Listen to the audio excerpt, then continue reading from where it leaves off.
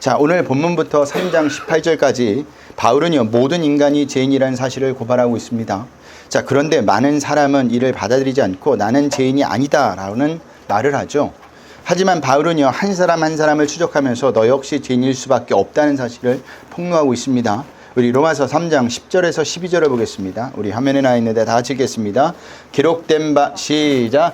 기록된 바 의인은 하나도 없으며 깨닫는 자도 하나님을 찾는 자도 없고 다 치우쳐 함께 무익하게 되고 선을 행하는 자도 없나니 하나도 없도다. 아멘. 자, 계속 반복되는 게 뭐예요?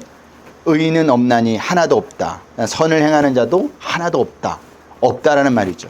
자, 바울은 인간 모두가 죄인이라고 말하는데 도대체 죄란 무엇일까요?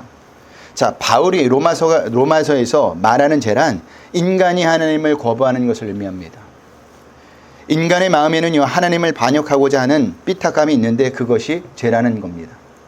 그러니까 죄란 하나님을 한마디로 무시하는 거예요. 우리 18절에서부터 20절을 보겠습니다. 오늘 본문입니다. 다 같이 읽겠습니다. 하나님의 진노가 불의로 진리를 막는 사람들의 모든 경건하지 않음과 불의에 대하여 하늘로부터 나타나나니 이는 하나님을 알만한 것이 그들 속에 보임이라. 하나님께서 창세로부터 그의 보이지 아니하는 것들 곧 그의 영원하신 능력과 신성이 그가 만드신 만물에 분명히 보여 알려졌나니 그러므로 그들이 핑계하지 못할 자니라. 아멘. 자, 바울은 19절에서 우리에게 하나님을 알만한 것이 그들 속에 보임이라고 하죠.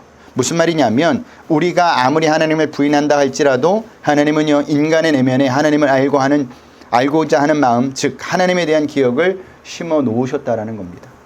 또한 20절에서 그가 만드신 만물에 분명히 보여 알려졌다고 하죠. 그래서 동물이나 식물을 보면서 인간은 뭘 느껴요? 하나님의 살아계심을, 하나님이 만드신 그 창조물에 대해서 경이로움을 알게 된다라는 겁니다. 깨닫게 된다라는 겁니다. 하지만 많은 인간은요 애써 이것을 부정합니다. 왜 그럴까요? 인간의 죄성 때문이에요.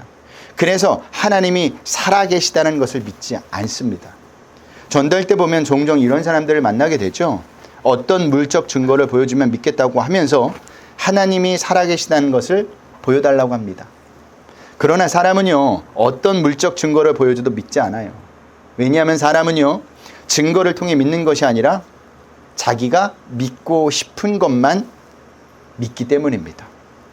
이것은요, 나이가 들면 들수록 더 그래요. 네. 이것이 죄성을 가진 인간의 특징이에요. 자, 요한복음 12장에 보면 예수님은요, 믿음이 생기는 것에 대해서 이렇게 말씀하고 계십니다. 요한복음 12장 37절에서 40절 말씀입니다. 우리 다 같이 한 목소리 읽어봅니다. 이렇게 많은 표적을 그들 앞에서 행하셨으나 이는 선지자 이사야의 말씀을 이루려 하심이라.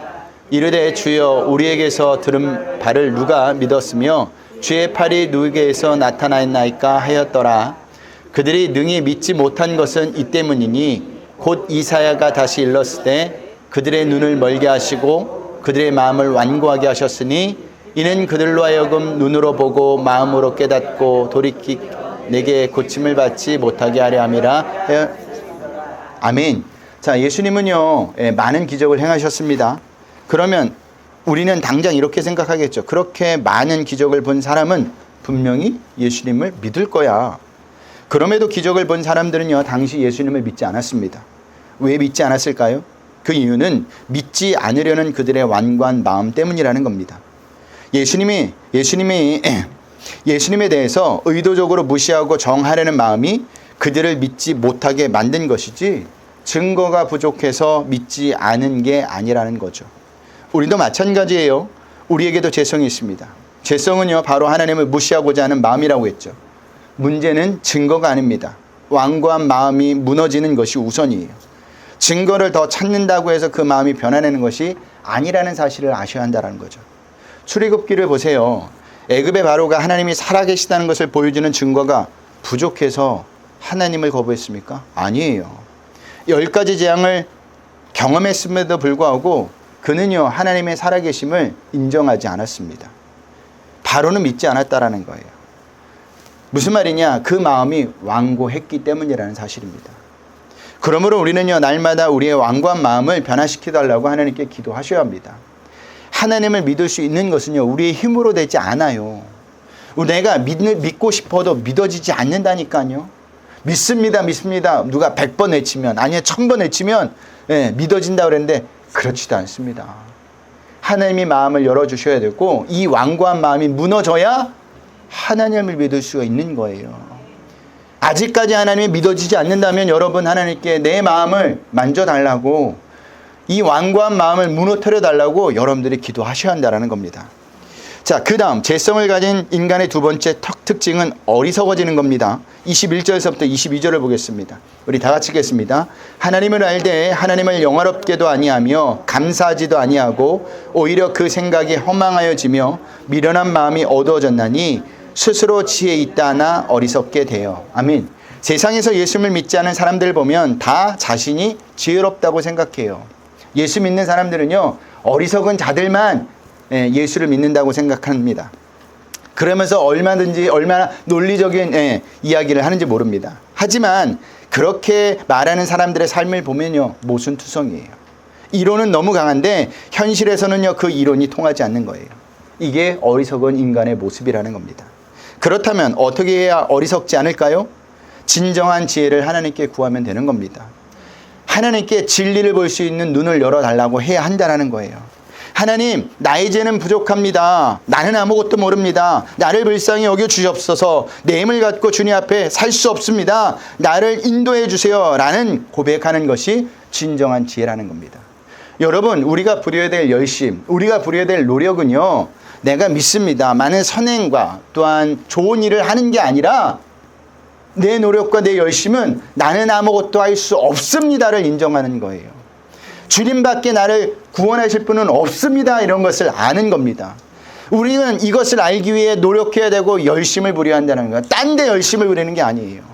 딴 데 열심을 부려서 하나님, 내가 이만큼 가지고 나왔으니 나를 인정해 주세요. 가 아니라니까요. 우리의 열심은 아무 필요가 없어요. 그런 열심은요. 하나님을 알아가는데 내가 정말로 죄인이어서 하나님 앞에 한없이 부족한 사람이라는 것, 주님 없으면 안 된다는 그것을 우리가 최선을 다하여 날마다 알아가야 한다는 거예요. 거기에 우리는 노력과 열심을 부려야 한다는 겁니다. 그런 자만이 지혜로운 자예요. 왜냐하면 그때 하나님의 지혜가 우리에게 임하기 때문이에요. 우리의 인생을 하나님의 지혜로 만들어 가기 때문이라는 사실입니다. 여러분, 인간은요, 어느 누구도 스스로 자신에 대해서 자신할 수 없는 존재입니다. 이것을 깨닫고 하나님께 도움을 구하는 것이 진정한 지혜라는 거예요. 그리고 그 지혜를 하나님께 구했다면 하나님의 말씀에 순종하셔야 합니다. 답을 들었다면 어떻게 돼요? 순종하셔야 하는 겁니다. 내 생각과 내 경험과 내 지식과 맞지 않는다 할지라도 하나님의 말씀을 들었다면 움직이는 거예요. 그게 지혜로운 자라는 겁니다. 자, 그 다음 죄성을 가진 인간의 세 번째 특징은 우상을 만들고 우상을 숭배한다라는 겁니다. 우리 23절을 볼까요? 다 같이 읽겠습니다. 썩어지지 아니하는 하나님의 영광을 썩어질 사람과 새와 짐승과 기어다니는 동물 모양의 우상으로 바꿨느니라. 아멘. 죄성을 가진 인간은요, 우상을 만들어요. 우상을 만든다는 이유는 우상을 내 마음대로 움직일 수 있다라는 거죠. 그래서 우상을 만드는 겁니다. 하지만 하나님은 어때요? 하나님은 어때요? 여러분 마음대로 하나님을 움직여 주십니까? 안 그래요. 그래서 하나님을 믿는다는 것이 심기가 불편한 거예요. 어려운 겁니다. 그런데 인간은 어떻습니까? 항상 자기가 자신의 주인이길 원합니다. 왜 그렇죠? 그게 쉽기 때문이에요. 여러분들이 묻겠습니다. 내 마음대로 사는 것이 쉬워요? 내 마음대로 살지 못하는 게 쉬워요? 전자가 쉬워요? 후자가 쉬워요? 전자가 쉽죠. 내 마음대로 사는 것이 쉬워요. 그게 죄성을 가진 인간의 특징이에요. 그런데 그렇게 살다 보면 우리를 기다리는 것은 지옥밖에 없음을 아셔야 합니다. 내 마음대로 사는 순간부터 타락의 길로 가게 되어 있습니다. 그러므로 내 마음대로 살지 못하도록 하나님을 나의 주인으로 모셔야 해요. 그게 인간이 사는 길이라는 겁니다. 그것이 인간이 지옥으로 가지 않는 비결이라는 거죠. 하나님은요, 천지를 창조하셨을 뿐만 아니라 역사도 당신의 뜻대로 주관해 가십니다. 그리고 특별히 당신의 형상으로 창조된 인간에 대해서는요, 삶의 구체적인 부분까지도 일일이 개입하시고 간섭하세요. 이것은 인간이 타락하기 전까지는 인간에게 있어서 행복이었습니다. 하지만 인간이 타락한 이후에 하나님의 개입과 간섭이 없어졌어요. 싫어졌기 때문이죠. 왜냐하면 하나님의 계획과 간섭을 구속으로 여기게 되었고 그것이 곧 불행이라고 생각했기 때문에 하나님으로부터 벗어난 겁니다. 스스로 하나님을 떠나버린 거죠. 자, 그렇게 떠나버린 인간에게 하나님은 더 이상 계획과 간섭을 하지 않으시고 그냥 내버려 두었습니다. 곧 인간이 자기 마음대로 하도록 방치한 거죠. 그런데 이것은요, 인간에 대한 하나님의 유기입니다. 24절에 볼까요? 다 같이 읽겠습니다. 그러므로 하나님께서 그들의 마음의 정욕대로 더러움에 내버려 두사 그들의 몸을 서로 욕되게 하게 하셨으니. 아멘. 여러분, 하나님이 인간을 욕되게 하신 것이 아니라 하나님이 간섭하지 않으니까, 개입하지 않으니까 인간이 그렇게 되어버렸다라는 겁니다. 그렇다면 이렇게 하나님의 개입과 간섭으로부터 벗어난 인간들이 과연 그들이 원하는 대로 자유롭고 행복한 삶을 살았을까? 아니죠. 왜냐하면 그때부터 인간은요, 내 자신을 내가 지켜야 하기 때문에 더 괴로웠습니다. 인간에게는요, 자신을 지킬 만한 실력과 능력이 있다면 상관없지만 인간은요, 하나님 없이 혼자 살 만한 실력과 능력이 없어요. 그래서 그때부터 치열하게 경쟁하면서 내 부족한 것을 어떻게 해요? 어떻게 했어요? 남으로부터 빼앗아 오기 시작하게 된 겁니다. 전쟁이 왜 일어날까요? 나에게 부족한 것을 채우기 위해 전쟁을 하는 겁니다. 분명히 영토가 충분히 있거든요. 근데 그 영토가 모자르다고 생각하니까 넓히는 거예요. 그래서 전쟁을 일어나는 겁니다. 지금 전쟁들이 다 그렇잖아요. 자기 입속을 챙기기 위한 전쟁입니다. 거기에는요, 행복이 없어요. 결국에는 어떻게 되느냐? 완전한 타락의 길로 접어든다는 겁니다. 더 교만해지거나 더 방탕하게 된다는 겁니다. 이것이 하나님을 떠난 인간의 모습이라는 거예요.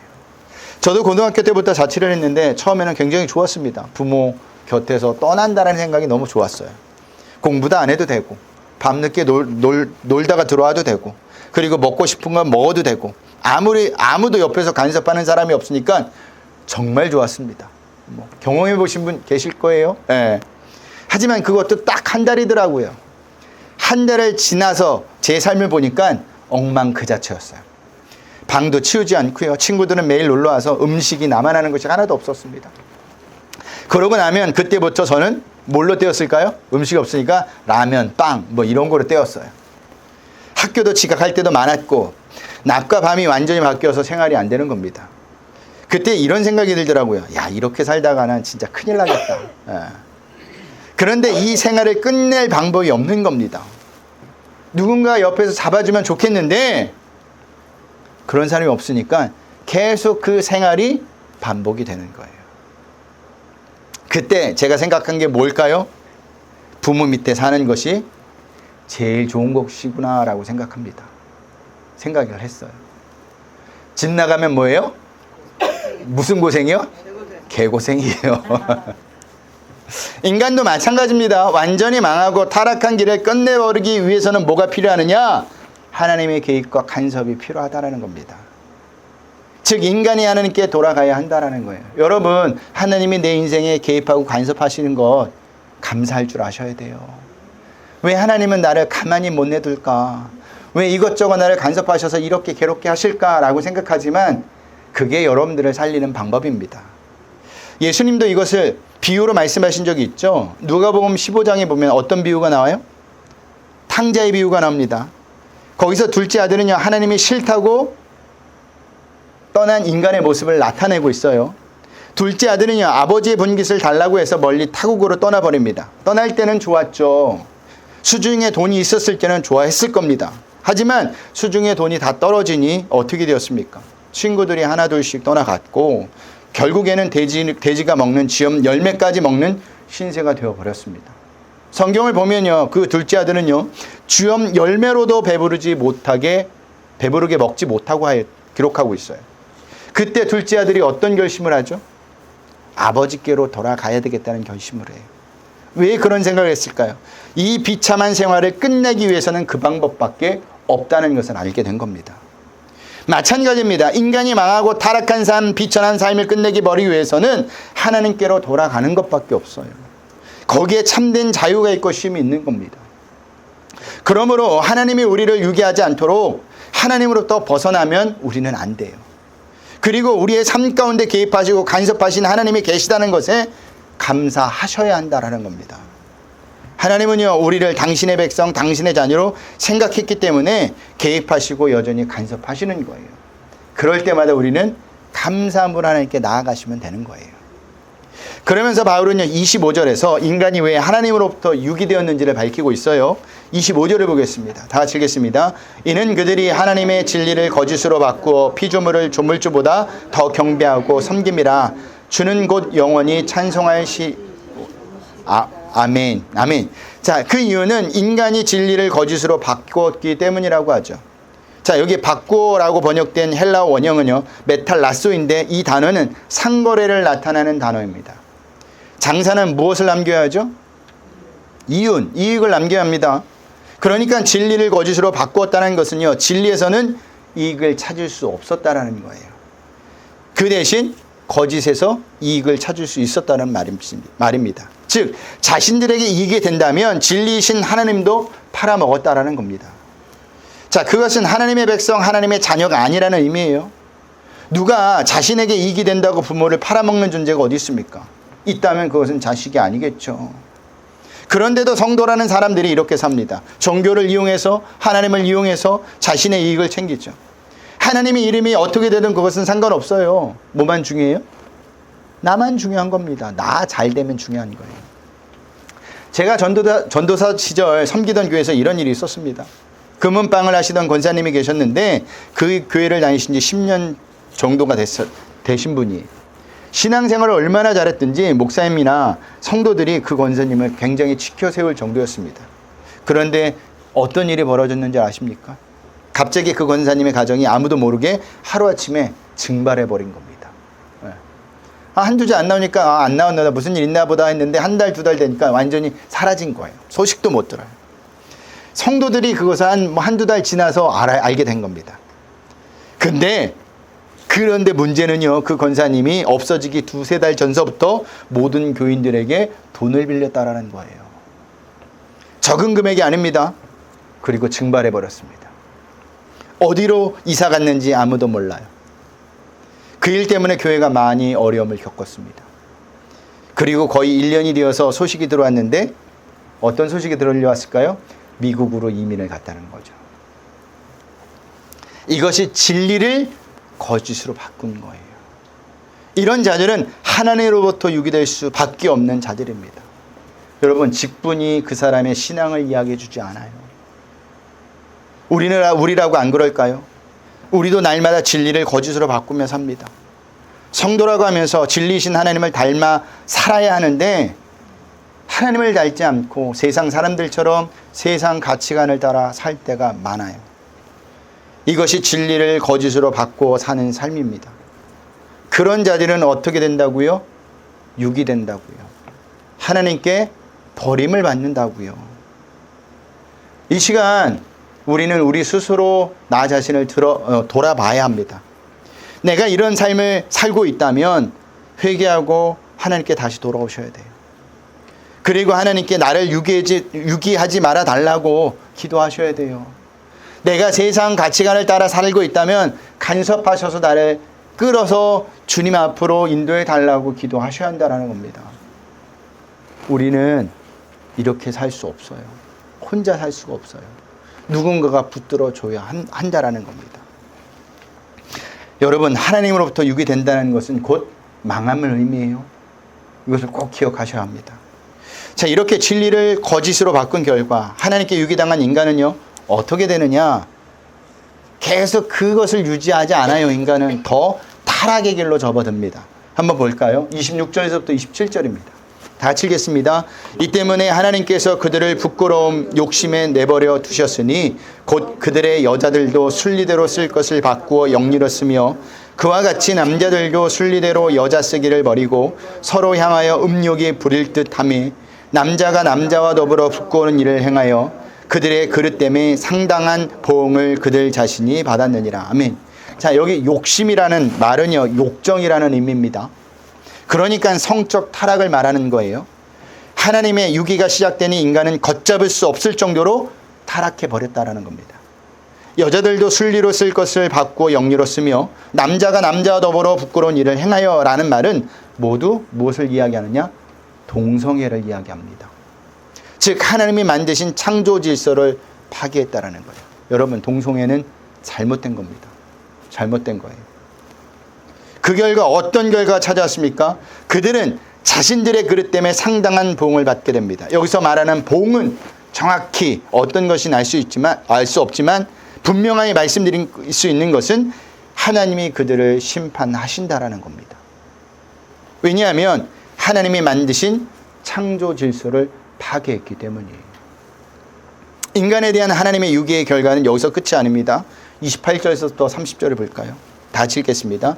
또한 그들이 마음에 하나님 두기를 싫어하며 하나님께서 그들을 그 상실한 마음대로 내버려 두사 합당하지 못한 일을 하게 하셨으니 곧 묻은 불의, 추악, 탐욕, 악의가 가득한 자요, 시기, 살인, 분쟁, 사기, 악독이 가득한 자요, 수근수근하는 자요, 비방하는 자요, 하나님께서 미워하시는 자요, 능욕하는 자요, 교만한 자요, 자랑하는 자요, 악을 도모하는 자요, 부모를 거역하는 자요. 아멘. 결국에 마음에 하나님을 두기 싫어하는 지경까지 이르게 되니까 어떤 결과로 채워지느냐? 모든 불의, 추악, 탐욕, 악의, 시기, 살인, 분쟁, 사기, 악독, 수근수근, 비방, 능욕, 교만, 악을 도모, 부모를 거역, 우매, 무정하고 무지함으로 채워졌다는 겁니다. 여러분, 하나님을 떠난 자리에는요, 그냥 비어있는 게 아니에요. 다른 것이 차게 마련인데 좋은 것으로 차지 않습니다. 사단이 그 자리를 차지해 버리는 거예요. 인간은요, 하나님의 계획과 간섭을 벗어나면 괜찮은 삶을 살 수 있을 줄 알았지만 절대 그렇지 않아요. 위의 죄악들은요, 에덴 동산에서는 상상할 수 없는 것들이었습니다. 그런데 인간이 하나님을 떠나는 순간, 하나님을 거부한 순간, 하나님을 세상의 이익을 위해 팔아먹은 순간 세상의 모든 악한 악의 증상들이 인간에게 들어왔다라는 겁니다. 자, 오늘날 사건들을 보세요. 어디 인간이 할 짓들이 있습니까? 생명보험금을 타기 위해서 가족을 죽이는 일이 많이 있습니다. 자기 가족을 중고거래 사이트에 내다 파는 사람도 있어요. 얼마 전에 나온 적도 있어요. 당근마켓에 자기 아기를 팝니다 해가지고 키울 사람 있으십니까? 라고 나왔어요. 다 하나님을 떠난 증상들입니다. 우리는 이런 사고를 접할 때마다 어떤 생각을 하죠? 어떻게 그런 놈들이 있나, 그런 것들이 있나 라는 생각을 합니다. 하지만 우리도 하나님을 떠나게 되면, 하나님께 유기된다면 이럴 수 있다라는 사실을 아셔야 돼요. 우리는요, 우리 주변에 일어나는 모든 사건들을 보면서 나와 상관없는 일이 아니라 나에게도, 내 속에도 그런 것들이 존재하고 있는 인간이라는 사실을 아셔야 한다는 겁니다. 그러므로 우리는 날마다 하나님 안에 거하셔야 돼요. 하나님을 절대 떠나서 살면 안 됩니다. 꼭 붙어 있어야 합니다. 삶이 어렵고 힘들고 내 마음대로 풀리지 않는다 할지라도 하나님께 붙어 있으세요. 그게 인간에게 복입니다. 그게 죄를 물들지 않고 죄를 물리칠 수 있는 비결이에요. 여러분, 인간은 하나님 안에서만 참된 자유를 누릴 수가 있는 거예요. 참된 기쁨을 누릴 수 있는 겁니다. 많이 가졌다고 해서 평안한 게 아니라, 내 몸이 아프다고 해서 괴로운 게 아니라, 하나님 안에 있으면 많고 적음, 아프고 안 아프고 배우고 못 배우고 아무 상관이 없어요. 그냥 하나님이 주신 그 평안 안에서 자유를 누리고 기쁨으로 살 수 있다라는 사실입니다. 말씀을 마치겠습니다. 재성을 가진 인간의 특징이 무엇입니까? 자기 자신을 자기가 믿고 싶은 것만 믿고 어리석어지며 자기를 위해 우상을 만든다라는 거예요. 여러분, 제가 늘 이야기하는 게 있죠. 하나님을 모처럼 믿지 말라고요? 우상처럼 믿지 말라고 여러분들에게 부탁드리는 겁니다. 우상처럼 믿는다는 게 뭐예요? 하나님을 내 마음대로 조정할 수 있다는 생각을 버리시라는 거예요. 여러분에게 가장 좋은 길은 우리가 생각하는 길이 아니라 하나님께서 제시하는 길입니다. 하나님이 이끄시고 간섭하시고 끌고 가시는 길이에요. 그 길이 내 마음에 들지 않는다 할지라도 성도라면, 자녀라면 순종하셔야 합니다. 왜냐하면 하나님은요, 당신의 독생자 예수 그리스도를 이 땅에 보내주셔서 우리를 구원해 주셨는데 우리를 망하는 길로 인도하시겠습니까? 죽는 길로 인도하시겠습니까? 절대 그렇지 않다라는 거예요. 구원하셨다면 끝까지 책임져 주시는 분입니다. 이것을 꼭 믿으시길 바랍니다. 근데 왜 이렇게 되었느냐? 하나님을 떠나버렸기 때문이에요. 이것은 곧 하나님께 유기된 것 마찬가지입니다. 그 결과 세상의 모든 악들이 판을 치고 있는 겁니다. 여러분들에게 마지막으로 다시 한번 부탁드립니다. 하나님을 절대 떠나시면 안 돼요. 힘들어도 어디서 힘들어야 돼요? 하나님 안에서 힘들어야 돼요. 울어도 어디서 울어야 돼요? 하나님 안에서 울어야 합니다. 밖에서 울지 마세요.